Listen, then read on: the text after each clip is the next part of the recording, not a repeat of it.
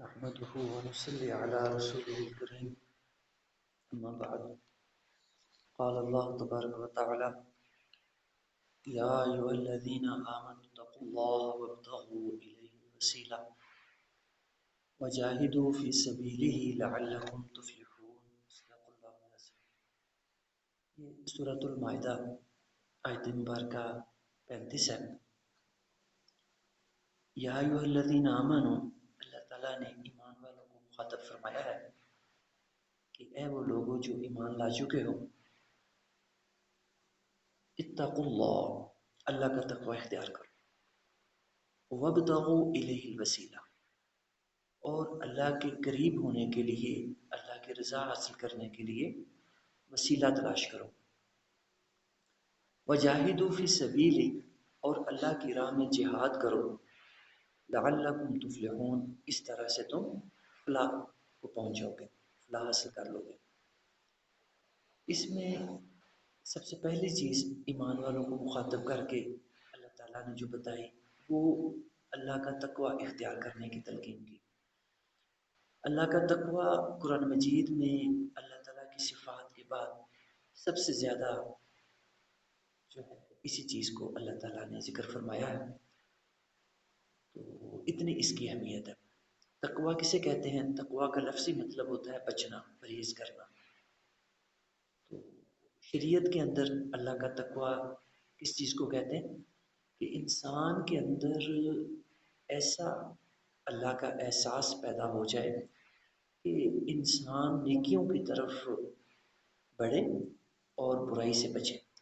جو یہ کیفیت ہے انسان کی، جو یہ انسان کے اندر جذبہ، احساس، شعور پیدا ہو جاتا ہے، اس کو تقوی کہا جاتا ہے.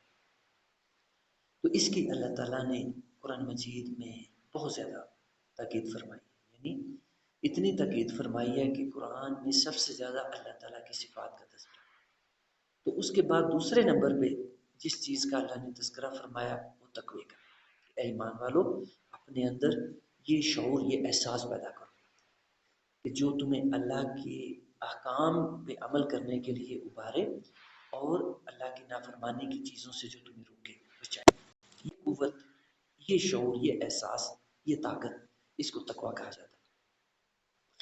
پھر فرمایا وابتغوا الیہ الوسیلہ، اور اللہ کے قریب ہونے کے لیے، اللہ کا قرب حاصل کرنے کے لیے، اللہ کی رضا، اللہ کی خوشنودی حاصل کرنے کے لیے وسیلہ تلاش کرو. وسیلے کی جو ہے کوشش میں لگے رہا کرو. اس میں جو ہے ایک تو چیز یہ بڑی اہم ہے کہ ہمارے انسانوں کا جو دنیا میں آنے کا مقصد ہے وہ یہی ہے کہ ہم اللہ کے قریب ہو جائیں. جو بندہ اللہ کے جتنا قریب ہو جاتا ہے وہ اتنا ہی بڑے درجے پہ پہنچ جاتا ہے، اور جو اللہ سے جتنا دور ہے وہ اسی قدر کم درجے پہ فائز ہے.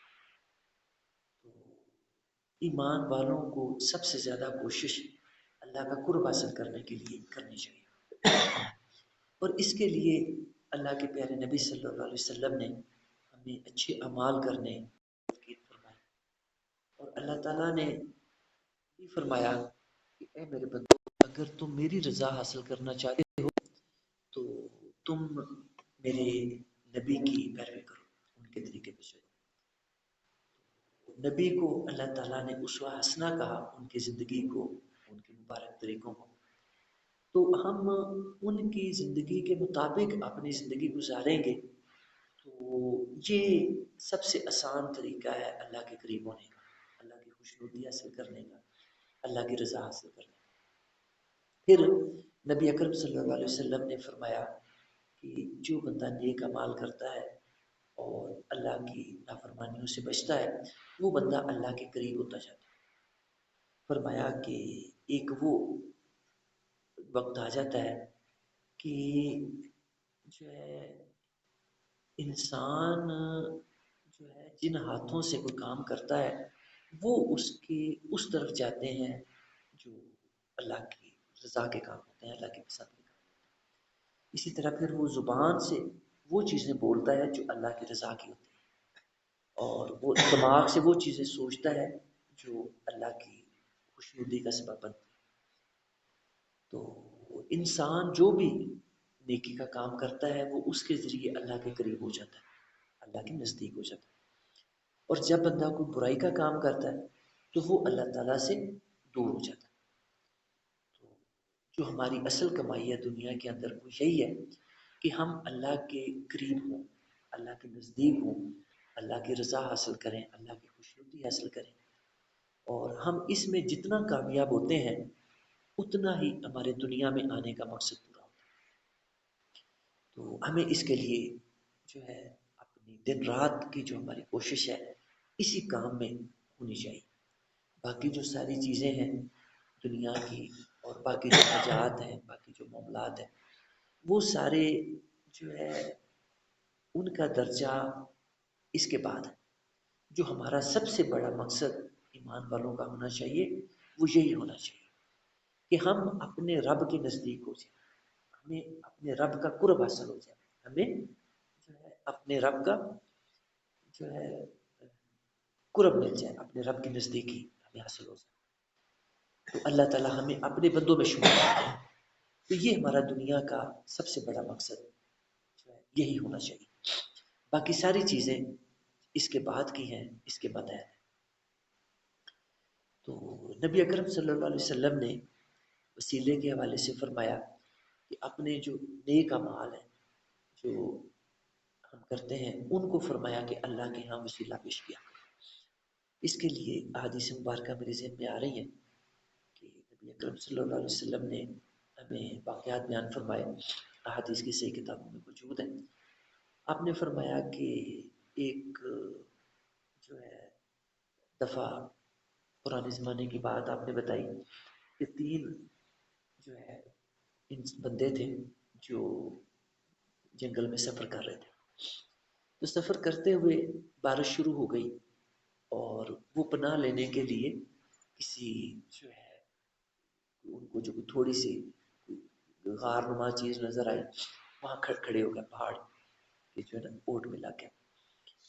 تو اللہ کا کرنا کیا ہوا کہ اوپر سے کوئی جو بڑی ساری چٹان اوپر سے گری ہے اور ان کے جہاں انہوں نے پناہ لی ہوئی تھی پہاڑ کے نیچے تھوڑی سی جگہ تھی اس کے آگے آ کے وہ جو ہے ٹک گئی۔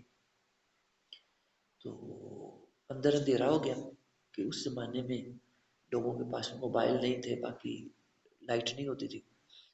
اب یہ تینوں مل کے فیصلہ کرتے ہیں کہ ہم تینوں مل کے جو ہے نا قوت لگاتے ہیں، زور لگاتے ہیں تاکہ یہ ہٹ جائے آگے سے اور ہم اپنے اپنے سفر میں جا سکیں جہاں جہاں جا رہے ہیں۔ تینوں بہت زور لگاتے ہیں، جو بھی کوئی ان کو ٹیکنیک آتی ہے استعمال کرتے ہیں اس کو ہٹانے کے لیے، لیکن کامیابی نہیں ملتی۔ وہ جو چٹان آگے آئی ہوئی تھی بڑی ساری وہ اپنی جگہ پہ قائم رہتی، زیادہ وزنی ہوتی ہے۔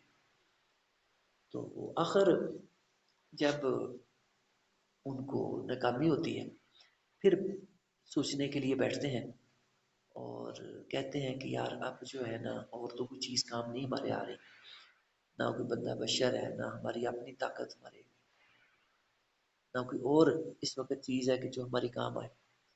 تو اب ایسے ہے کہ تم نہ اپنے اپنے جو تم نے نیک عمل کیے ہوئے ہیں نا زندگی میں اللہ کی خاطر، خالص اللہ کے لیے جو تم نے عمل کیے وہ اللہ کی بارگاہ میں پیش کرو۔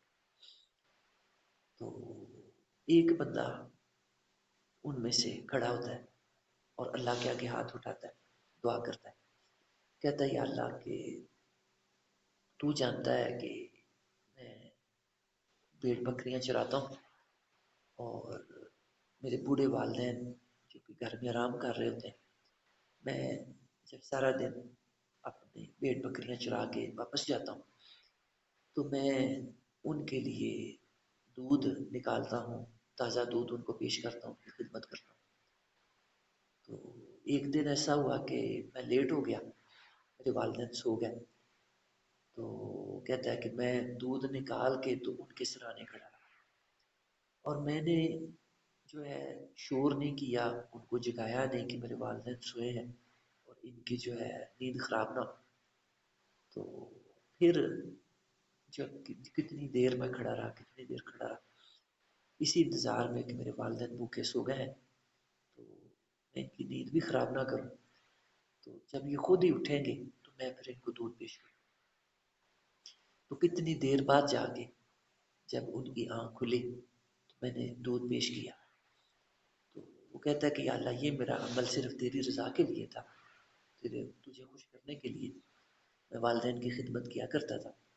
تو اگر یہ میرا عمل تجھے پسند ہے تو ہمیں اس جو ہے مصیبت سے نجات عطا فرما. وہ جب یہ وسیلہ پیش کرتا ہے اپنے نیک عمل کا اللہ کی بارگاہ میں تو وہ چٹان تھوڑی سی سرک جاتی اور جو باہر کی روشنی ہے اندر آتی. تو لیکن ابھی بھی وہ اپنی کوئی اگر زور زور لگاتے ہیں تو اس پہ اثر پھر بھی کچھ نہیں. اب دوسرا بندہ اسی طرح جو ہے وہ کھڑا ہوتا ہے اللہ کے آگے، وہ دعا کرتا ہے اور وہ کہتا ہے کہ یا اللہ، ایک دفعہ ایسے ہوا کہ کوئی مطلب جو ہے عورت تھی، تو یہ جو ہے اس کے لیے کوئی کوشش میں تھا بدکاری کرنے کے لیے، حرام کاری کرنے کے لیے. تو جب اس کو موقع ملا اور اس عورت نے اس کو اللہ کا ڈر خوف دلایا کہ دیکھو یہ اللہ کی جو ہے حکم کی نافرمانی ہے، تو تم اللہ کا ڈر پیدا کرو، خوف پیدا کرو اور برائی سے باز آ جاؤ.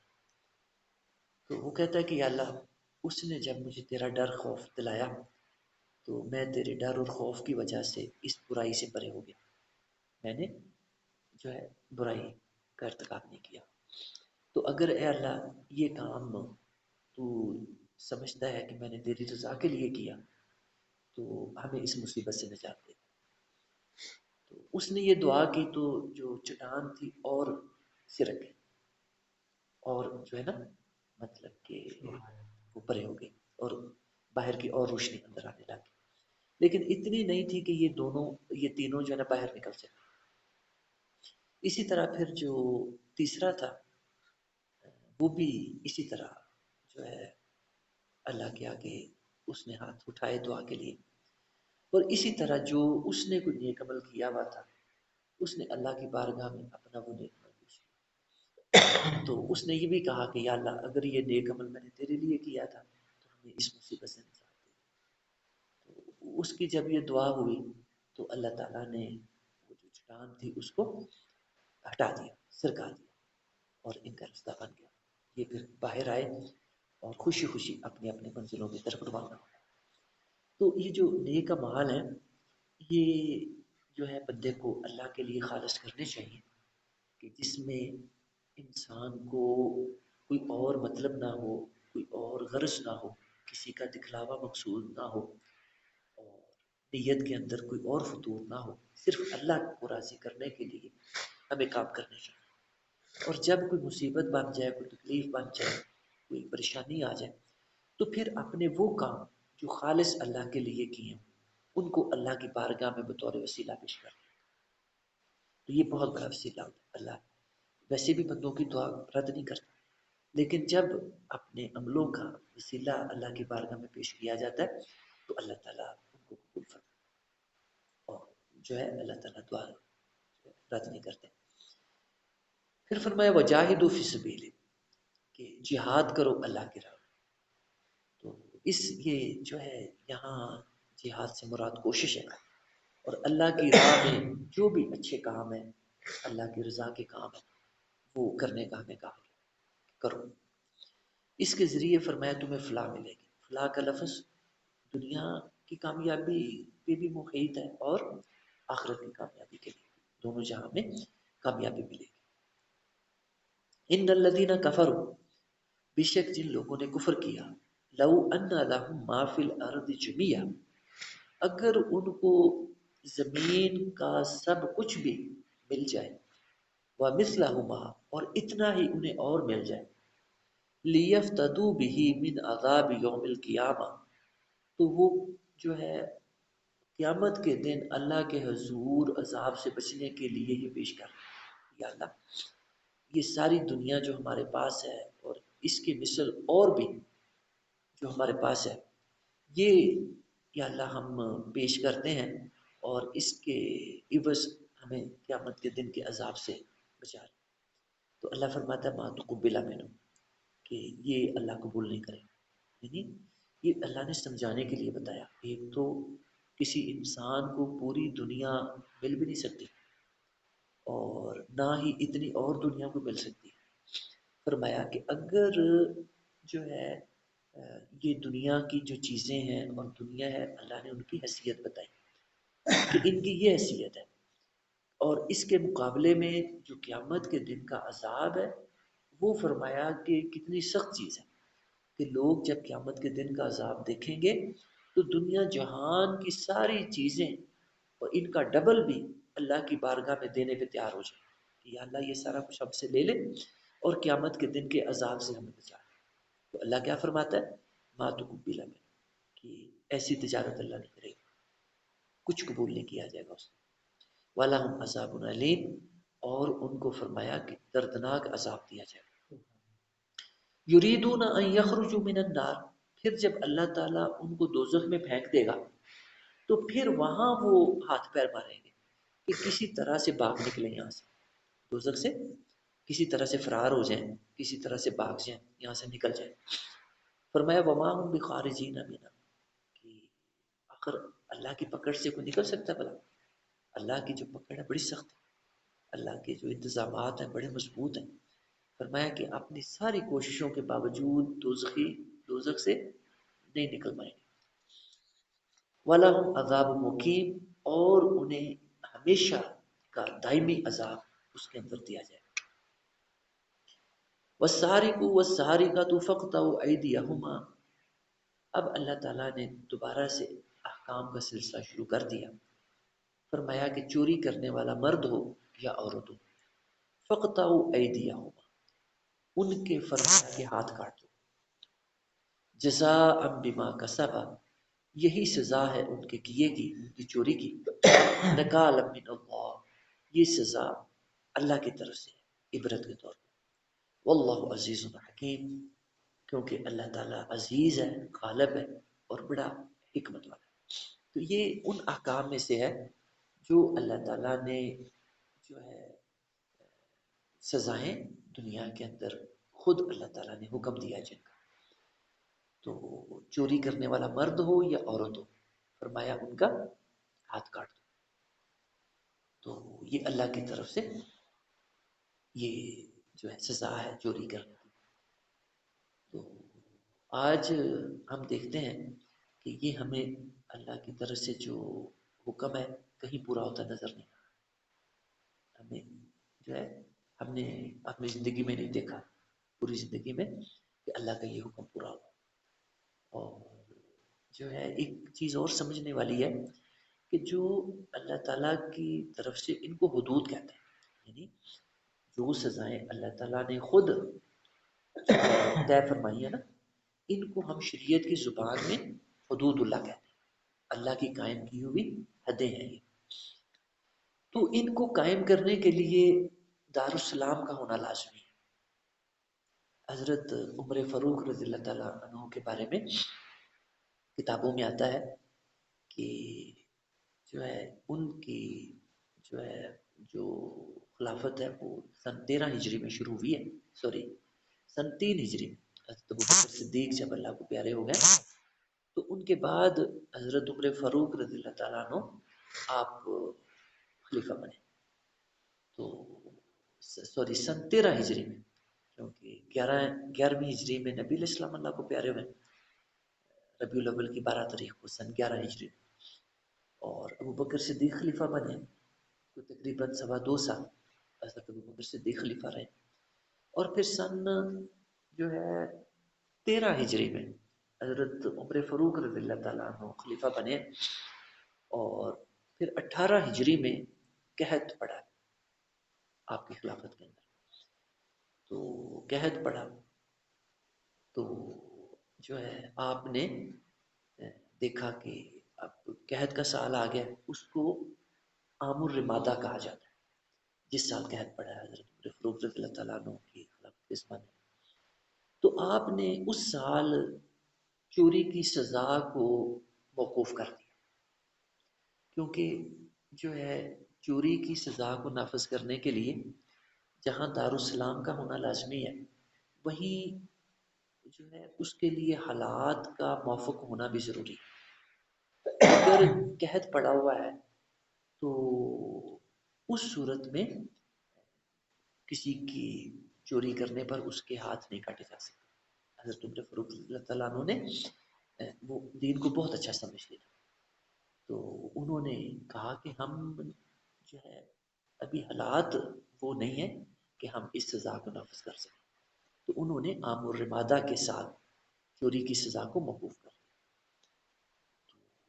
یہ بھی جو شرائط ہیں اللہ کے حدود کے نفاذ کے لیے، ان میں سے سب سے پہلی شرط جو ہے وہ ہے دارالسلام کا ہونا، یعنی جس طرح کے موجودہ حالات ہیں یہ دارالسلام کے حالات نہیں ہیں۔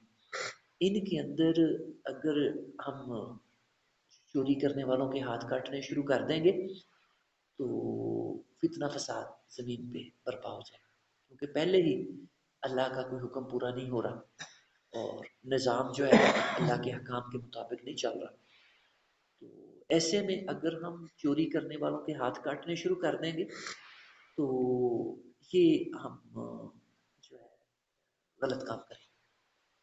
تو اللہ کی حدود کے نفاذ کے لیے لازمی شرط ہے کہ دارالسلام قائم ہو چکا ہو، پہلے اسلامی حکومت قائم ہو چکی ہو، اسلام قائم ہو چکا ہو، نظام اسلامی قائم ہو چکا ہو، اور یہ جو آیات ہیں جن میں حدود اللہ کا بیان ہے تو یہ بھی لازم کرتی ہیں اللہ کے نظام کے قیام کو۔ اسی لیے جو لوگ اللہ کے نظام کے قیام کو لازم کہتے ہیں، فرض کہتے ہیں، وہ بیچارے سچے ہیں، ٹھیک کہتے ہیں کہ اللہ کے نظام کا قیام، اللہ کے دین کا قیام یہ لازمی ہے، ضروری ہے۔ تو جو ہے اس کے بغیر ہم دین پہ کما حقہ عمل نہیں کر سکتے۔ اللہ تعالیٰ کے احکام تقاضا کرتے ہیں کہ دارالسلام قائم ہو اور اللہ کے دین پہ عمل کیا جا سکے۔ تو جو ہے مسلمانوں نے مدینہ منورہ ہجرت کرنے کے بعد مکہ مکرمہ کے اندر حالات نہیں تھے، دارالسلام قائم نہیں تھا، تو لہٰذا سزائیں نہیں نافذ ہوئی، اللہ نے جو ہے سزائیں نہیں نازل کی۔ لیکن جب یثرب کے اندر ہجرت کے بعد دارالسلام قائم ہو جاتا ہے، وہاں پہ نبی علیہ السلام جو ہے جو بھی مسلمان تھے آپ وہاں جو ہے اسلامی نظام قائم کر دیتے ہیں، تو پھر جو ادھر ادھر کے مسلمان تھے ان کو حکم ہو جاتا ہے کہ وہ اپنے اپنے علاقے چھوڑ کے اب دارالسلام کی طرف ہجرت کریں۔ پیچھے جب وہ آیات آئی تھی تو وہاں بتایا گیا تھا کہ جب دارالسلام قائم ہو جائے تو پھر باقی مسلمانوں کے لیے ہجرت کرنا لازم ہو جاتا ہے، کیونکہ اسلام پہ دارالسلام قائم ہوئے بغیر پوری طرح سے عمل نہیں کیا جا سکتا اسلام کے احکام، اللہ کے احکام، جس طرح یہی جو آیت مبارکہ ہے چور کی جو ہے ہاتھ کاٹنے والی، ہم اس موجودہ دور میں موجودہ سیٹ اپ کے اندر اس کو نہیں نافذ کر سکتے۔ تو بزرگوں چوری کرنے والوں کے ہم ہاتھ کاٹ سکتے نہیں کر سکتے، نہیں کر سکتے، ہاں، کیونکہ اسلامی نظام ہی قائم نہیں ہے۔ باقی سارا جو سیٹ اپ ہے اسلام کے مطابق نہیں ہے، تو ہم نہیں نا اللہ کی حدود کو نافذ نہیں کر سکتے، سنسار نہیں کر سکتے، ہاتھ نہیں کاٹ سکتے۔ اسی طرح جو باقی اللہ تعالیٰ نے حدود جو ہے نازل فرمائی ہیں عمل نہیں کر سکتے جب تک دارالسلام قائم نہیں ہے۔ تو اس لیے جو مطلب کہ لوگ یہ بات کہتے ہیں کہ اسلامی نظام کا قائم کرنا، اسلامی حکومت کا قائم کرنا فرض ہے، وہ بیچارے ٹھیک کہتے ہیں، صحیح کہتے ہیں۔ جب تک اسلامی نظام قائم نہ ہو، اسلامی حکومت قائم نہ ہو، دارالسلام قائم نہ ہو، اسلام پہ عمل نہیں کیا جا سکتا، دین پہ ہم عمل نہیں کر سکتے۔ جس طرح یہ اللہ کا حکم ہے، ہم چور کے ہاتھ نہیں کاٹ سکتے۔ کیوں نہیں کاٹ سکتے؟ کیونکہ اسلامی نظام ہی نہیں، دارالسلام ہی نہیں۔ تو اب آپ کو پتہ چلا ہوگا کہ دارالسلام کا قائم کرنا، اسلامی حکومت کا قائم کرنا، اسلامی نظام کا قائم کرنا اللہ کی زمین پر کتنا ضروری ہے۔ اس کے بغیر ہم اللہ کے دین پہ نہیں چل سکتے۔ تو اللہ کا حکم ہے کہ چوری کرنے والا مرد ہو یا عورت ہو اس کے ہاتھ کاٹ، جزاء بما کسبا نکالا من اللہ، فرمایا ان کے کیے کی یہی سزا ہے اور یہ اللہ کی طرف سے، یہ اللہ کا حکم۔ تو کیا ہم اللہ کے اس حکم پہ موجودہ حالات میں عمل کر سکتے ہیں؟ نہیں کر سکتے۔ تو لوگ بڑے مطمئن ہیں کہ جیسے نظام چل رہا ہے ٹھیک ہے، نہیں یہ ٹھیک نظام نہیں ہے جو چل رہا ہے، تو اس کو جو ہے اسلام کے مطابق ڈالنا مسلمانوں کی ذمہ داری ہے۔ اللہ کا حکم شہادت علی الناس اور قائمین بالقسط، یہ اللہ نے اس امت کی ذمہ داری لگائی ہے۔ ہم سے پہلے یہ ذمہ داری بنی اسرائیل کو اللہ نے دی تھی۔ تو ویسے انفرادی طور پہ تو یہ ذمہ داری پہلے اللہ کے نبیوں کے پاس تھی۔ اللہ کا ہر نبی جو دنیا کے اندر آیا وہ شہید ہے اپنی اپنی قوم پہ، اپنی اپنی قوم پہ گواہی دے گا۔ قیامت جب برپا ہوگی نا تو اللہ تعالیٰ قوموں کو بلائے گا اور ساتھ ان کے نبیوں کو بلا لے گا گواہی کے طور پہ۔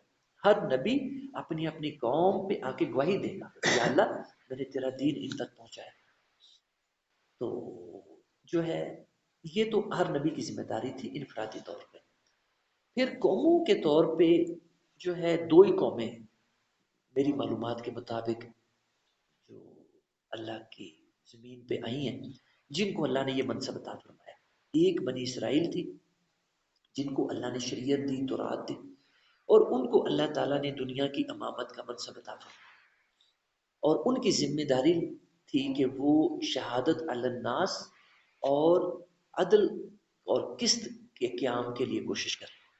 یہ دو ذمہ داریاں اللہ دیتا ہے جس کو بھی اللہ تعالیٰ دنیا کی امامت دیتا ہے، دنیا کی قیادت دیتا ہے، یہ دو ذمہ داریاں اللہ تعالیٰ اس قوم کو دیتا ہے۔ تو یہ دو ہی قومیں دنیا میں آئی ہیں جن کو اللہ نے یہ ذمہ داری دی ہے، ایک بنی اسرائیل کو دی تھی اور انہوں نے اپنی اس ذمہ داری کو کما حقہ ادا نہیں کیا، کیونکہ یہ جو ہے بار بار قرآن مجید کا ہم جو مضامین پڑھتے ہیں تو ابھی تک ہمیں یہی سمجھ آئی ہے کہ بنی اسرائیل ہے ہی وہ قوم جو اللہ کے ہر حکم کی نافرمانی کرتی ہے۔ بنی اسرائیل قوم کے اندر میں نے کوئی اللہ کا حکم نہیں دیکھا جس پہ انہوں نے عمل کیا۔ اللہ نے جو بھی ان کو حکم دیا انہوں نے لازماً اللہ کے اس حکم کی نافرمانی کی، ایسی قوم تھی۔ تو جب انہوں نے اللہ کے ہر حکم کی نافرمانی کی تو انہوں نے اپنے آپ کو اس دنیا کے امامت کے منصب سے معزول کر لیا، اپنے آپ کو مستحق ثابت کر دیا کہ ہم اس منصب کے اہل نہیں ہیں، کیونکہ اللہ تعالیٰ جو منصب دیتا ہے نا اللہ تعالیٰ نسبت سے نہیں دیتا، اللہ تعالیٰ عملوں پہ دیتا ہے، عملوں سے زندگی بنتی ہے، جنت بھی جہنم۔ تو گو کہ وہ اللہ کے بڑے بڑے برگزیدہ نبیوں کی اولاد تھے، لیکن اس کے باوجود بھی جب ان کے عمل خراب ہوئے تو اللہ تعالیٰ نے ان کو سخت سے سخت سزائیں بھی دی اور اس منصب سے بھی ان کو معزول کر دیا۔ معزول کرنے کے بعد اللہ تعالیٰ نے دنیا کی امامت کا، دنیا کی حکومت کا، دنیا کی سیادت کا، قیادت کا منصب امت محمدی کو تھا۔ اب میں اور آپ امت محمدی جو ایمان والے ہیں اب یہ اس منصب پہ فائز بحثیت قوم، تو حال ان کا بھی کوئی نہیں ہے۔ پوری دنیا میں سب سے زیادہ بحثیت قوم کوئی اگر ذلیل و رسوا ہو رہی ہے قوم تو مسلمان ہے۔ اس وقت دنیا کی جو ٹوٹل آبادی ہے وہ 7-8 ارب کے قریب ہے اور اس میں جو مسلمان ہیں یہ کوئی 1.5-2 ارب کے قریب ہے۔ اتنے مسلمان دنیا میں ہونے کے باوجود ان کی دنیا میں کوئی آواز نہیں، دنیا میں ایسے ہی ہیں جیسے کہ جو ہے خس و خشاک ہوتا ہے، جیسے کہ جو ہے ایک بے حیثیت چیز ہوتی ہے۔ بحثیت قوم ان کی دنیا کے اندر کوئی حیثیت نہیں، کوئی مقام نہیں، دنیا میں ذلیل و خوار ہو رہے، رسوا ہو رہے۔ امر وجہ کہ اللہ کے دین سے دوری، مسلمانوں کی جو واحد کمزوری ہے وہ اللہ کے دین سے دوری، اور جو ہے اس کا پھر نتیجہ کیا نکلتا ہے جو ابھی ہمارے سامنے نکلا ہوا، پوری دنیا میں ذلالت و رسوائی ان کے مقدر میں آئی ہوئی۔ ورنہ کافروں کی کیا مجال ہے کہ وہ دنیا کے اوپر حکومت کر سکیں دنیا کے اوپر، جو ہے وہ غالب آ سکیں. کافر تو ہوتے ہی کافر ہیں، اللہ کے جو ہے نافرمان، اللہ نے اپنے سے دور کیا ہوتا ہے ان کو، ان پہ لعنت کی ہوتی. تو جو اللہ کے بندے ہیں وہ تو ایمان والے ہوتے ہیں. اب جو ایمان والے ہونے کے باوجود بھی دھکے کھا رہے ہیں، ذلیل و رسوا ہو رہے ہیں، اس کی وجہ جو ہے دین سے دور ہے، اللہ کے دین پہ عمل نہیں کر رہے، نہ اللہ کی کتاب کو سمجھتے ہیں، نہ اللہ کی کتاب کو پڑھتے ہیں، نہ اللہ کی کتاب پہ عمل کرتے ہیں. اللہ کی کتاب آئی ہے عمل کرنے کے، اور اس کا پہلا درجہ ہے اس کو پڑھنا، کہ ہمیں پڑھنی آنی چاہیے. اب میں یہ چیز نوٹ کرتا ہوں کہ ہم مسلمان صرف یہی پہ بس ہو گئے کہ یہ کتاب جو ہے پہلا تو درجہ ان مسلمانوں کا ہے جو اس کو پڑھنے کی تکلیف بھی گوارا نہیں کرتے، اس کو اچھے سارے غلاف میں بند کر کے تو گھر میں سب سے اونچی جگہ پہ رکھ دیتے ہیں تاکہ کبھی نظر بھی نہ پڑے، ہاتھ بھی نہ پہنچے. کبھی پکڑنا پڑ جائے قسم قسم اٹھانے کے لیے یا کسی اور کام کے لیے تو آرام سے نہ ہاتھ پہنچے، کسی چیز پہ چڑھ کے ہاتھ پہنچے قرآن تک ہے، اس کام کے لیے رکھ دی. تو پھر اس کے بعد درجہ آ جاتا ہے ان لوگوں کا کہ جو اس طرح بند کر کے نہیں رکھتے، بلکہ روزانہ یا کبھی کبھار ٹائم نکال کے تو بغیر سمجھے بغیر سوچے بیچارے پڑھ لیتے ہیں. اس کا جو ہے کوئی سمجھ نہیں آتی، بس پڑھ لیتے ہیں، بس ٹھیک ہے. تو یہ پہلا درجہ قرآن کا کہ قرآن کو دیکھ کے پڑھنا آنا چاہیے، لیکن یہ ذہن میں رکھنا چاہیے کہ مقصد قرآن کے آنے کا یہ نہیں. یہ اسی طرح کی مثال سمجھنے کے لیے کہ ہم ڈاکٹر کے پاس جائیں بیماری، اور ڈاکٹر ہمیں انگریزی کے اندر یا کسی اور زبان کے اندر ہمیں پہلے چیک کرے اور معلوم کرے کہ کیا بیماری ہے، پھر ہمیں وہ دوائی لکھ دے اور کہے کہ جا کے آپ اس کو فلاں جگہ سے یہ دوائی خرید کے تو آپ اس کو استعمال کریں، پھر آپ ٹھیک ہو جائیں. تو اب آپ اس بندے کو کیا کہیں گے کہ جو ڈاکٹر کو چیک کرا دے، اس سے دوائی لکھوا لے، اور دوائی لکھوا کے تو گھر آ کے وہ سب سے اونچی جگہ پہ اس کو لا کے پرچی کو رکھ دے، تو کیا وہ بندہ ٹھیک ہو جائے؟ اس کو کوئی فائدہ ہوگا؟ کوئی فائدہ نہیں ہوگا. تو ایک دوسرا بندہ ہے وہ اس پرچی کو گھر میں لا کے اونچی جگہ پہ نہیں رکھتا، وہ اس کو پڑھنا شروع کر دیتا، پڑھتا ہے روزانہ تھوڑا سا ٹائم نکال کے اس کو پڑھ لیتا ہے، رکھ دیتا ہے، پڑھ لیتا ہے، رکھ دیتا ہے. کیا وہ ٹھیک ہو جائے گا؟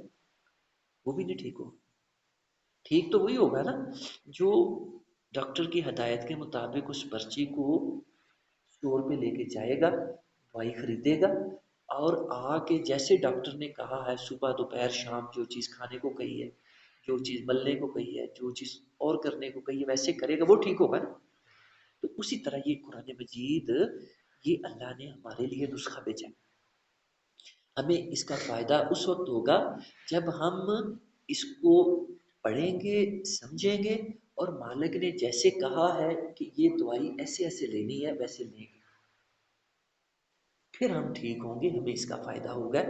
اگر ہم ایسا نہیں کریں گے تو جو ہے ہم اس سے فائدہ نہیں اٹھا سکتے، محروم رہیں گے اس سے. یہ چیز سمجھنے والی ہے. اور آج میں یہ چیز نوٹ کرتا ہوں کہ ہم مسلمان جو ہے غافل ہے قرآن مجید سے. یعنی اب آپ دیکھیں کہ اپنے جو ہے یہ بالا کوٹ سے شروع ہو جائیں اور یہ جائیں ادھر آگے تک جو ہمارا روڈ جاتا ہے بابو سر آتا ہے، یہاں دیکھیں کہ کتنے مطلب مقام ہیں کہ جہاں قرآن کے مضامین کو بیان کیا جاتا ہے، قرآن کو سمجھایا جاتا ہے، اور عوام کو قرآن جو ہے بتایا جاتا ہے. تو اسی سے آپ اندازہ کر لیں کہ ہم مسلمان کس لائن پہ چل. تو بچوں کا بھی ہمارے سامنے یہی مقصد ہے کہ ہمارے بچے بس قرآن دیکھ کے ان کو پڑھنا آ جائے. اس کے بعد آگے تصور ہی نہیں ہے کہ بچوں کو قرآن کا ترجمہ بھی سکھانا ہے، قرآن کا مطلب بھی سمجھانا ہے، اور احادیث مبارکہ بھی کوئی چیز ہے پڑھنے والی، سمجھنے والی. نبی اسلام کی سیرت، اللہ کے پیارے نبی کی زندگی، آپ کا اسوہ، یہ بھی کوئی چیز ہے پڑھنے والی، سیکھنے والی، سمجھنے والی. تو اسی وجہ سے ہم دین سے دور ہیں، ہمیں صحیح دین کا پتہ ہی نہیں کہ صحیح دین کیا ہے. بس جو سنا سنایا ادھر ادھر سے تو بس اسی کو دین سمجھے بیٹھے اور بڑے خوش ہیں کہ ہم مسلمان دین پہ چلیں، ایسے نہیں۔ اللہ کا دین اللہ کی کتاب ہے، قرآن مجید ہے، اور اللہ کے پیارے نبی صلی اللہ علیہ وسلم کا اسوہ ہے، آپ کے فرامین مبارک ہے، آپ کی سنت ہے، آپ کی احادیث مبارک ہے، یہ دین ہے۔ تو ہمیں جو ہے جہاں ہم سارا دن اپنی دنیا کے کاموں کو دیتے ہیں، دنیا کمانے کے لیے دیتے ہیں، وہیں ہم تھوڑا سا ٹائم اللہ کے دین کے لیے بھی دیں، اللہ کے قرآن کو سمجھنے کے لیے، اللہ کے پیارے نبی کی سیرت کو، آپ کے طریقے کو سمجھنے کے لیے بھی ہم ٹائم دیں، یہ بہت ضروری ہے۔ اور یہ کوئی چیز اختیاری نہیں ہے، یہ فرض ہے اللہ کی طرف سے۔ اللہ کے پیارے نبی صلی اللہ علیہ وسلم نے فرمایا طلب العلم فریضۃ علی کل مسلم و مسلم، دین کا علم حاصل کرنا ہر مسلمان مرد اور عورت پر فرض ہے۔ دین کا علم حاصل کرنا ہر مسلمان مرد اور عورت پر فرض ہے۔ اب اللہ نے ہمیں توفیق دی کہ ہم نے یہ جو وقت ہے، کچھ مغرب کی نماز کے بعد ہم اللہ کا قرآن لے کے بیٹھتے ہیں، اس کے مضامین بیان کرتے ہیں۔ تو اب جن جن لوگوں کو بھی پتہ ہے کہ ایسا ہو رہا ہے، اب ان کی ذمہ داری ہے کہ وہ ٹائم نکالیں۔ ہماری تو یہی ذمہ داری ہے کہ ہم ٹائم نکال کے اس کو سمجھائیں، کہ ہے کوئی سمجھنے والا آئے، ہم بیٹھے ہیں سمجھانے کے لیے، ٹائم دے رہے ہیں، ہم نے ٹائم رکھا اور بتا رہے ہیں۔ اب جو ہے، اب آپ کی طرف سے بھی شوق ہونا چاہیے، جذبہ ہونا چاہیے کہ آئیں اللہ کے گھر میں نماز پڑھیں جماعت کے ساتھ، اور بیٹھیں قرآن لے کے، قرآن کھول کے بیٹھیں، جو جو چیز پڑھی جا رہی ہے ساتھ انگلی پھیریں، اچھا اس کا مطلب یہ ہے، اس کا مطلب یہ ہے، اس کا مطلب یہ ہے، اور سیکھ کے تو پھر اس پہ عمل کریں اپنی زندگیوں میں بھی، اور جا کے اپنے رشتہ داروں کو، اپنے گھر والوں کو، اپنے دوستوں کو، ان کو بھی جا کے بتائیں کہ اللہ کا یہ حکم ہے، اللہ کا یہ حکم ہے۔ تو یہ مقصد ہے اللہ کا۔ تو جب ہم اللہ کے اس مقصد پہ آئیں گے، اس پہ عمل کریں گے، تو پھر ہم جو ہے کامیابی حاصل کریں گے، پھر ہم شفا پائیں گے، کیونکہ قرآن مجید شفا ہے۔ وَنُنَزِّلُ مِنَ الْقُرْآنِ مَا هُوَ شِفَاءٌ وَرَحْمَةٌ لِّلْمُؤْمِنِينَ، اللہ تعالیٰ نے قرآن مجید میں فرمایا کہ میں نے یہ جو کتاب نازل فرمائی ہے، یہ شفا ہے ایمان والوں کے لیے اور رحمت ہے۔ تو جو ہے اب جو ہے یہ ہمارے اوپر منحصر ہے کہ ہم اللہ کی کتاب کو کتنا وقت دیتے ہیں، اور جتنا جو ہے ہم اس کے لیے وقت دیں گے تو اتنا ہم اپنا فائدہ کریں گے، اللہ کے اتنا قریب ہوں گے۔ اللہ کے پیارے نبی صلی اللہ علیہ وسلم نے فرمایا کہ تم اگر اللہ کے قریب ہونا چاہتے ہو، اللہ کے نزدیک ہونا چاہتے ہو، تو تم اس چیز سے بڑھ کے کسی چیز سے نہیں ہو سکتے جو اللہ کے اپنے اندر سے نکلی، یعنی قرآن مجید۔ یہ ایسی کتاب ہے، ایسی چیز ہے جو اللہ کے اپنے اندر سے نکلی، اور دنیا میں کوئی چیز ایسی نہیں ہے جو اللہ کے اندر سے نکلی ہو، صرف یہ کتاب قرآن مجید ایسی چیز ہے جو اللہ کے اندر سے نکلی ہے۔ اور فرمایا اللہ کے پیارے نبی نے کہ اگر تم اللہ کا قرب حاصل کرنا چاہتے ہو تو اس کا سب سے بہترین طریقہ اللہ کی کتاب کو، اللہ کی کتاب کو پڑھو، سمجھو، اس پہ عمل کرو، تو تم اللہ کے نزدیک ہو جاؤ، اللہ کے قریب ہو جاؤ۔ اور اسی کا اللہ نے آج جو ہم نے شروع کیا تھا وہی فرمایا کہ تم اللہ کا قرب حاصل کرو، اللہ کے نزدیک۔ تو یہ میں بات بتا رہا تھا کہ اللہ کے دین پہ ہم عمل نہیں کر سکتے جب تک اللہ کے دین کو سمجھتے نہیں، اللہ کے قرآن کو سمجھتے نہیں ہیں، اللہ کے پیارے نبی کی حیات مبارکہ کو، آپ کی احادیث مبارکہ کو سمجھتے نہیں ہیں، اور سمجھ کے اس پہ عمل نہیں کرتے اپنی انفرادی زندگیوں میں بھی اور اجتماعی زندگی۔ انفرادی زندگی ہمارے ہم میں سے ہر ایک کی اپنی زندگی، ہر بندے کی جب تک اپنی نیت ٹھیک نہ ہو، اخلاص نہ ہو، وہ کامیابی نہیں حاصل کر سکتا۔ پھر ایک دین کا پہلو انفرادی ہے، دوسرا پہلو اجتماعی۔ تو اجتماعی طور پہ بھی معاشرے کے اندر، اپنے جو ہے ماحول کے اندر، اپنے علاقے میں بھی اجتماعی طور پہ بھی دین کو قائم کرنا، یہ بھی ہماری ذمہ داری ہے۔ اگر ہم ایسا نہیں کرتے تو ہم اللہ کے حکموں پہ عمل نہیں کرتے۔ تو یہ بھی اللہ کی طرف سے حکم ہے کہ ہم دین پہ چل ہی نہیں سکتے جب تک دارالاسلام قائم نہیں ہوتا، دین کو عملی طور پہ نافذ نہیں کیا جاتا۔ فمن تاب من بعد ظلمه واصلح فان الله يتوب عليه، پھر فرمایا کہ اگر جو چوری کرنے والے ہیں توبہ کر لیں یہ ظلم کرنے کے بعد، چوری کرنے کے بعد، وَأَصْلَحَ، اور اس کے بعد اصلاح کر لیں، فَإِنَّ اللَّهَ يَتُوبُ عَلَيْهِ، تو اللہ تعالیٰ جو ہے ایسے لوگوں کی توبہ قبول کرنے والا ہے. ان اللہ غفور الرحیم، کیونکہ اللہ تو بخشنے والا اور رحم کرنے والا. تو ایک واقعہ میرے ذہن میں آ رہا ہے. ایک بندے پہ نبی علیہ السلام نے حد قائم کی، یعنی اس نے چوری کی تو آپ نے اس کا ہاتھ کاٹنے کا حکم دیا، اس کا ہاتھ کاٹ دیا گیا. اب جب ہاتھ اس کا کٹ گیا تو اب نبی علیہ السلام نے اس کو اپنے پاس بلایا اور بلا کے فرمایا کہ اب تم اللہ سے توبہ کرو، اللہ سے توبہ کرو، معافی مانگو. تو اس بندے نے پھر اللہ سے توبہ کی، معافی مانگی. تو آپ نے فرمایا کہ اب اللہ تعالیٰ نے اس بندے کو معاف کر دیا. یعنی توبہ کرنے سے جو اللہ کی حد ہے وہ ساقط نہیں ہوتی. توبہ کرنے سے اللہ تعالیٰ اس بندے کا گناہ معاف کرتا ہے، لیکن جو حد ہے اس کی جو سزا ہے وہ اپنی جگہ پہ وہ بھی دی جائے دنیا کی. یعنی یہ نہیں کہ اس نے توبہ کر لی تو اب حد نہیں نافذ ہوگی، حد اپنی جگہ پہ وہ بھی نافذ ہوگی. الم تعلم ان اللہ لہ ملک السماوات والارض، کیا تمہیں پتہ نہیں کہ آسمان و زمین میں جو کچھ بھی ہے اللہ کی ملکیت ہے. واحد اللہ مالک ہے ہر چیز کا، زمین و آسمان کی. یعذب من یشاء ویغفر لمن یشاء، اور وہ اپنی مشیت کے مطابق مغفرت فرماتا ہے اور اپنی مشیت کے مطابق ہی وہ عذاب دیتا ہے. یعنی اللہ تعالیٰ نے مغفرت کے اور عذاب دینے کے اصول و ضوابط اللہ تعالیٰ نے طے کر دیے ہوئے، بنا دیے ہوئے اور ہمیں بتا دیے ہوئے کہ تم یہ کام کرو گے تو میں تمہاری مغفرت کروں گا، اور جو ہے یہ کام کرو گے تو میں تمہیں سزا دوں گا. اللہ نے ایک طریقہ قائم کر دیا ہے، طریقے بتا دیے، اس کو سنت اللہ کہا جاتا ہے. تو اس کے مطابق اللہ تعالیٰ عذاب دیتا ہے اور مغفرت کرتا ہے. واللہ علی کل شیء قدیر، اور اللہ تو ہر چیز پر قدرت رکھنے والا ہے. اور اس نے اپنے جو ہے عذاب دینے کے اور بخشنے کے اصول ضابطے بنا دیے. جو بندہ ان کے مطابق چلتا ہے تو اللہ تعالیٰ ایسے لوگوں کو معاف کرتا ہے، بخشتا ہے، اور جو اللہ کے عذاب والے کام کرتے ہیں ان کو پھر اللہ عذاب دیتا ہے. یا ایھا الرسول لا يحزنك الذين يسارعون في الكفر من الذين قالوا آمنا بافواههم ولم تؤمن قلوبهم. یعنی یہاں سے پھر تذکرہ منافقین شروع ہو گیا. پچھلی سورہ میں ہم نے دیکھا تھا، سورۃ النساء میں اللہ نے جتنا منافقوں کا تذکرہ کیا تھا پوری سورت کے اندر، اتنا ایمان والوں کو اور کافروں کا ملا کے بھی تذکرہ. یہ اتنا خطرناک گروہ ہوتا ہے. اور یہ چیز میں نے نوٹ کی ہے دین کے اندر، قرآن مجید کے اندر، جس چیز کی جتنی اہمیت ہوتی ہے اللہ تعالیٰ اس چیز کو اتنا زیادہ زور دیتے ہیں، اس چیز کے اوپر، اس چیز کو اتنا زیادہ اللہ تعالیٰ دہراتے ہیں، اس کو اتنا ریپیٹ کرتے ہیں.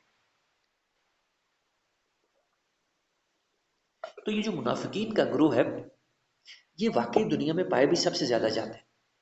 جب سورۃ النساء کو ہم پڑھ رہے تھے تو میں نے وہی بتایا تھا کہ دنیا کے اندر جو سب سے بڑا مذہب ہے نا، سب سے بڑا دین، وہ انہی منافقین کا ہے. دنیا میں سب سے زیادہ منافق ہی پائے جاتے ہیں. یہ لوگ ظاہری طور پہ مسلمان بھی کہلاتے ہیں اپنے آپ کو، یہ لوگ ظاہری طور پہ اپنے آپ کو ہندو بھی کہلاتے ہیں، اپنے آپ کو سکھ بھی کہلاتے ہیں، اپنے آپ کو عیسائی بھی کہلاتے ہیں، یہودی بھی کہلاتے ہیں، لیکن یہ مخلص کسی مذہب کے ساتھ نہیں ہوتے. یہ جو منافق ہوتے ہیں نا، یہ مخلص ہوتے ہیں صرف اپنے مفاد کے ساتھ. ان کو اپنے مفاد کے لیے عیسائی بننا پڑے عیسائی بن جاتے ہیں، ان کو اپنے مفاد کے لیے سکھ بننا پڑے سکھ بن جاتے ہیں، اپنے مفاد کے لیے ان کو مسلمان بننا پڑے تو مسلمان بن جاتے ہیں. کہ ان کے پیش نظر صرف اپنا فائدہ، دنیا کا مال اور دنیا کا نفع حاصل کرنا بس. تو باقی کسی مذہب کے ساتھ یہ لوگ مخلص نہیں ہوتے. تو ان کی تعداد دنیا میں سب سے زیادہ پائی جاتی. اس کو ماننے والے مذہب کو، اس مذہب کو ماننے والے دنیا میں سب سے زیادہ. تو اللہ تعالیٰ نے بھی قرآن مجید میں ان کا بہت تذکرہ فرمایا، اور یہاں بھی اللہ تعالیٰ نے اپنے رسول کو مخاطب فرمایا، یا ایھا الرسول، اے میرے پیارے نبی، لا یحزنک الذین، آپ کو رنجیدہ نہ کرنے پائیں، یسارعون، وہ لوگ جو ہے تیزی دکھا رہے ہیں، سبقت لے جانے کی کوشش کر رہے ہیں، مسارعت کر رہے ہیں، فی الکفر، کفر کے اندر، من الذین قالوا آمنا بافواہہم، اور یہ وہ لوگ ہیں جو اپنی زبانوں سے کہتے ہیں ہم ایمان والے. یعنی نبی علیہ السلام کے زمانے بھی ایسے لوگ تھے کہ جو ظاہری طور پہ مسلمان ہو چکے تھے، زبانوں سے کہتے تھے ہم مسلمان ہیں، کلمہ پڑھتے، نماز پڑھتے، حج عمرہ کرتے، روزے رکھتے، باقی نیک کام کرتے، لیکن یہ صرف دکھاوے کے ہوتے کہ ہمیں باقی لوگ مسلمان سمجھے. اصل جو مقصد تھا ان کا وہ تھا دنیا اکٹھی کرنی، دنیا کے فائدے اکٹھے کرنے. مسلمان ہو کے ان کو فائدے ملتے تھے تو مسلمان ہو جاتے تھے، اور کافر ہو کے یہ فائدے ملتے تھے تو کافر ہو جاتے تھے. اصل میں مخلص وہ کافروں کے ساتھ بھی نہیں ہوتے تھے، کافروں کے ساتھ بھی ہاتھ کر جاتے تھے. یعنی ایسے جو مطلب پالیسی پہ چلنے والے ہر زمانے کے اندر لوگ کثرت کے اندر رہے. ان لوگوں کی تعداد دنیا میں سب سے زیادہ ہے. اور جو دجال آنا ہے نا، تو اس کے بھی پیروکار یہی لوگوں نے. میں پہلے سوچتا ہوتا تھا کہ جب دجال اتنا مطلب جو ہے وہ سخت ہے، اتنا بڑا کافر ہے، اور لکھا بھی ہوگا اس کی پیشانی کے اوپر، تو پھر کون لوگ ہوگا جو اتنے مطلب کافر کو دیکھ کے بھی اس کے پیروی کریں گے، اس کے پیچھے لگیں. اب آپ جی جانتے ہیں کہ ہم تیاری کر رہے ہاں، ہیں نا. جزاک اللہ وہ ماشاء. جی جزاک اللہ اللہ پاک ایسی توحید دعا ہے. آمین. تو اب جو ہے یہ جب دنیا کے حالات دیکھتے ہیں کہ دنیا میں تو سب سے زیادہ تعداد دنیا داروں کی ہے، جن کو صرف دنیا کے فائدے عزیز ہیں، دنیا کا مال و متاع جن کو چاہیے، اور باقی کسی مذہب سے، دین سے ان کو کوئی لگاؤ نہیں ہوتا، کوئی سروکار نہیں ہوتا. تو یہی لوگ اس کے بھی پیروکار ہونے ہیں، کیونکہ اس نے یہی دعویٰ لے کے اٹھنا ہے دنیا داری کا، اسی کا اس نے علم پر جو اٹھانا ہے. تو یہی لوگ دنیا میں ہر دور میں سب سے زیادہ یہی لوگ رہے ہیں، آج بھی انہی کی اکثریت ہے. تو اللہ تعالیٰ نے اپنے پیارے نبی صلی اللہ علیہ وسلم کو جو ہے فرمایا کہ آپ ان لوگوں سے رنجیدہ نہ ہوا کریں جو اپنی زبانوں سے تو آگے ایمان کے دعوے کرتے ہیں، لیکن اصل میں وہ دل سے ایمان والے نہیں ہیں. وَلَمْ تُؤْمِنْ قُلُوبُهُمْ، ان کے جو دل ہیں وہ ایمان سے خالی ہیں، ان کے اندر ایمان داخل نہیں ہوا. پھر فرمایا وَمِنَ الَّذِينَ هَادُوا، اسی طرح جو یہودی ہیں فرمایا کہ آپ ان کی باتوں سے بھی رنجیدہ نہ ہو. ان کو بھی فرمایا وَمِنَ الَّذِينَ هَادُوا، وہ لوگ جو کہ یہودی ہو گئے، کیونکہ اللہ نے ان کو یہودی نہیں بنایا تھا، ان کی طرف بھی اللہ تعالیٰ نے دین اسلام بھی بھیجا تھا. یہ بھی دین اسلام کے ماننے والے تھے، لیکن انہوں نے اللہ کے دین کے ہوتے ہوئے اپنا دین بنا لیا. کچھ چیزیں انہوں نے اللہ کے دین کی تورات کی لے لی، کچھ چیزیں انہوں نے ادھر سے لے لی، کچھ اپنی خواہشات کو ملایا. اس طرح انہوں نے ایک آمیزہ بنا لیا دین کا. تو ایسا دین اللہ کے ہاں قابل قبول نہیں ہے. اللہ تعالیٰ خالص دین کا تقاضا کرتا ہے. اور ایمان والوں کو بھی، ہمیں بھی اللہ نے یہی کہا یا ایھا الذین آمنوا ادخلوا فی السلم کافہ، اے ایمان والو اللہ کے دین میں پورے کے پورے داخل ہو جاؤ. یہ اللہ کا تقاضا ہے. تو جو ہمارے مسلمان بھی کچھ چیزیں اللہ کی پکڑ لیتے ہیں، کچھ ادھر سے کچھ ادھر سے، تو اس طرح بنا بنو کے ایک طریقہ بنا لیتے ہیں عمل کرنے کا. بڑے خوش ہوتے ہیں کہ ہم اللہ کے دین پہ بھی چل رہے ہیں، اور کتنے سیانے سمجھدار ہیں ہم، اس ساتھ دنیا بھی رکھی ہوئی ہے، ساتھ دین کو بھی دھوکہ دیا ہوا اللہ کو بھی، بس آخرت بھی ہماری، دنیا بھی ہماری، بس جو ہے پانچوں گھی میں سر کڑائی. تو یہ لوگ جو ہے اللہ کو دھوکہ نہیں دے رہے، اصل میں اپنے آپ کو دھوکہ فریب دیے ہوئے ہیں. اور آنکھیں ان کی کھلے گی جب موت کا وقت آئے گا اور عذاب والے فرشتے کھڑے ہوں گے موت دینے کے لیے، تو اس وقت آنکھیں کھلیں گی. لیکن اس وقت آنکھیں کھلنے کا فائدہ کو نہیں ہوگا. پتہ ان کو اب بھی ہے، جو لوگ جو ہے نافرمانی کا رستہ اختیار کرتے ہیں ان کو پتہ ہوتا ہے، ان کے دلوں کو پتہ ہوتا ہے کہ ہم کیا کر رہے ہیں، اور جانتے بوجھتے وہ یہ راہ اختیار کرتے ہیں. اور پھر اللہ بھی جو ہے ایسے لوگوں کی رسی دراز کرتا ہے. اللہ کا اصول ہے قانون اعمال پھر جو ہے ایکشن میں آ جاتا ہے ایسے لوگوں کے لیے. اور پھر جب ان کی جو ہے یہ مدت پوری ہو جاتی ہے ڈیل کی، پھر اللہ کی پکڑ آ جاتی ہے، اور پھر اللہ کے عذاب سے، اللہ کی پکڑ سے بچانے والا کچھ نہیں ہوتا. نہ اس میں تخیر ہوتی ہے، نہ تقدیم ہوتی ہے. تو جو ہے یہ فرمایا کہ یہ جو لوگ اپنا دین بنائے بیٹھے ہیں، تو فرمایا کہ یہ بھی آپ کو سنجیدہ نہ کریں. وَمِنَ الَّذِينَ هَادُوا، یہ یہاں سے بات شروع ہوئی تھی کہ ان کو اللہ نے یہودی نہیں بنایا تھا، اللہ نے ان کی طرف بھی اسلامی بھیجا تھا، تورات بھیجی تھی، اپنی کتاب بھیجی تھی. لیکن جو ہے یہ لوگ جو چیزیں ان کو اللہ کی کتاب کی اچھی لگی انہوں نے وہ پکڑ لی، باقی انہوں نے اپنی مرضی کی چیزیں شامل کر لیں اور ایک نیا یہودیت کا دین بنا لیا. اسی وجہ سے اللہ تعالیٰ ان کو مخاطب کرتا ہے تو کہتا ہے یا ایھا الذین ہادوا، اے وہ لوگوں جو یہودی بن گئے، یہودی ہو گئے. اللہ نے یہ دین ان کو نہیں دیا تھا، یہ انہوں نے خود بنایا. تو گمراہی کہا اس کو، کفر شرک کہا اس دین کو. اور یہاں بھی اللہ تعالیٰ نے وہی اسلوب وَمِنَ الَّذِينَ هَادُوا، اور ان لوگوں میں سے جو کہ یہودی ہو گئے. سماعون للکذب، فرمایا کہ یہ سننے والے ہیں للکذب، جھوٹ. سماعون مبالغہ کا صیغہ، تو یعنی یہ جھوٹ کے ہی خریدار ہیں، جھوٹ کے ہی پیروکار ہیں اور جھوٹ کے ہی یہ طلبگار ہیں. ان کی ڈیمانڈ ہی جھوٹ ہے، ان کی جو ہے طلب ہی جھوٹ کی ہے. سمعون لقوم آخرین لم یاتوک، اور یہ آگے جو آپ کے پاس جو کان لگاتے ہیں، باتیں سنتے ہیں، تو ان کا مقصد کوئی ہدایت پانا نہیں ہوتا، بلکہ یہ ان لوگوں کے ایجنٹ بن کے آتے ہیں جو آپ کی بارگاہ میں نہیں آتے. تو یہ جا کے ان کو یہ خبریں پہنچاتے ہیں، ان کو یہ جا کے اطلاع دیتے ہیں. آپ کے پاس جو سنتے ہیں یہ جا کے ان کو بتاتے ہیں. یحرفون الکلم من بعد مواضع، اور اللہ کی کتاب میں تحریف کرنا یہ ان کا ایک بڑا جرم تھا یہود کا، کہ یہ اللہ کی کتاب تورات لفظی و معنوی دونوں تحریفیں کرتے تھے. لفظوں کو بھی بگاڑ دیتے تھے اور جو ہے ان کو حذف بھی کر دیتے، چھپا بھی دیتے، غائب بھی کر دیتے، اور اپنے فتوے ادھر ادھر کی باتیں اللہ کی کتاب کے اندر شامل بھی کر دیتے، یہ کہہ کے کہ اللہ کا حکم ہے. یہ تو تھی لفظی تحریف اللہ کی کتابوں کے اندر. پھر مانوی تحریف بھی، مطلب کچھ ہوتا اور اس کو بگاڑ کے کچھ کا کچھ کرتے، تفسیر کو بگاڑ دیتے، مفہوم کو بگاڑ دیتے، مطالب کو بگاڑ دیتے. تو یہ دونوں طرح کی جو تحریفیں تھیں یہ یہود کے اندر پائی جاتی تھی، اور اللہ تعالیٰ نے اسی کا ذکر فرمایا. یحرف، یہ اللہ کے کلام میں تحریف کر دیتے ہیں. من بعد مواضع، بعد اس کے کہ کلام اپنی جگہ پہ ٹک چکا ہے، اپنی جگہ پہ قائم ہو چکا ہے.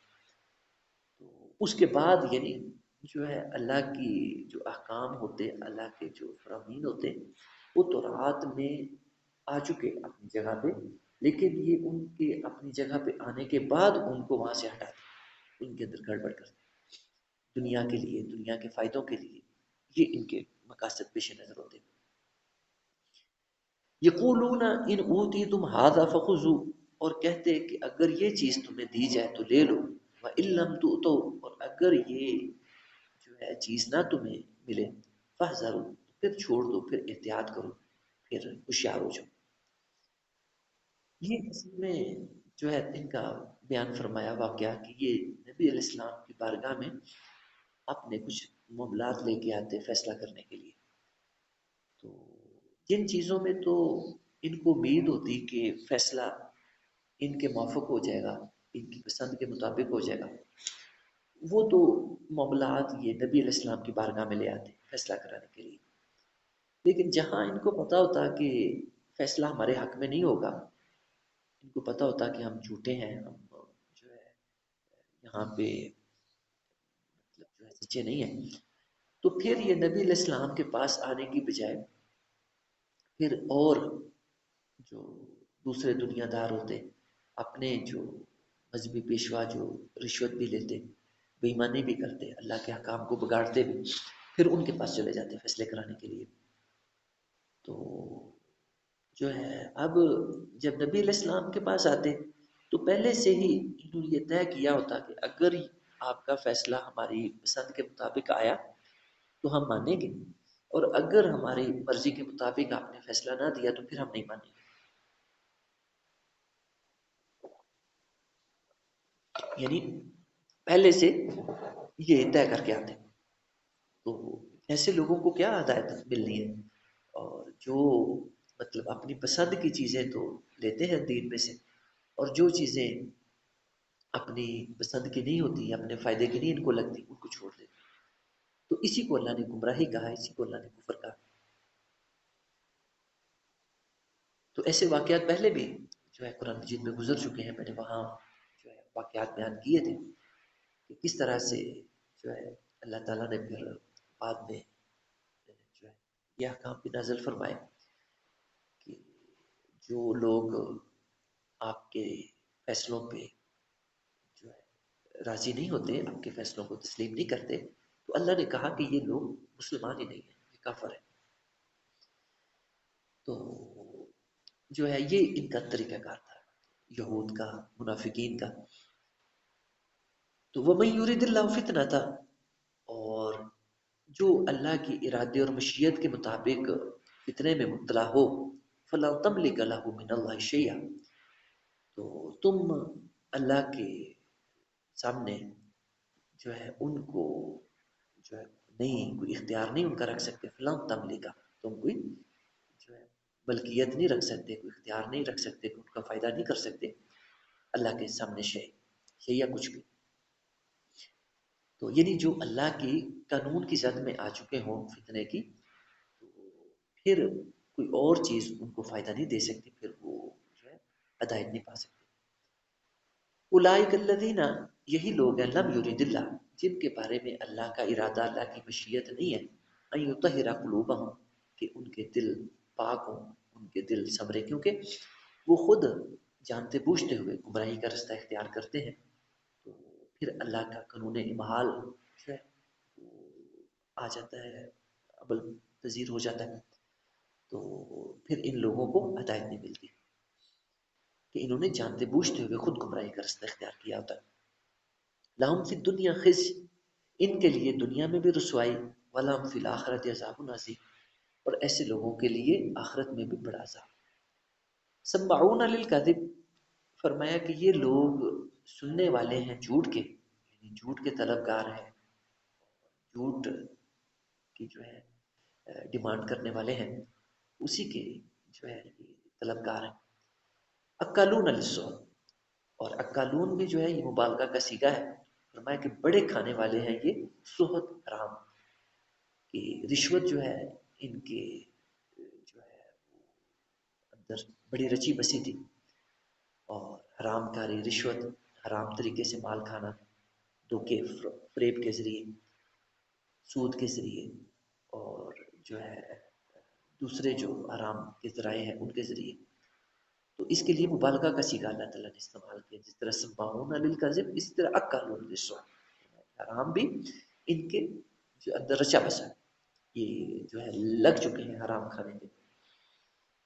فَإِن جَاءُوكَ، فرمایا کہ اگر یہ آپ کے پاس آئیں، فَاحْكُم بَيْنَهُمْ، تو آپ کو اختیار ہے کہ آپ ان کے درمیان فیصلہ کرنا چاہیں تو کریں، ان کا حکم بننا چاہیں تو بنیں، او اعرض عنہم، اور نہ بننا چاہیں تو نہ بنیں، اعراض کرنا چاہیں تو اعراض کریں. اللہ تعالیٰ نے آپ کو یہ اختیار دے دیا نبی علیہ السلام کو.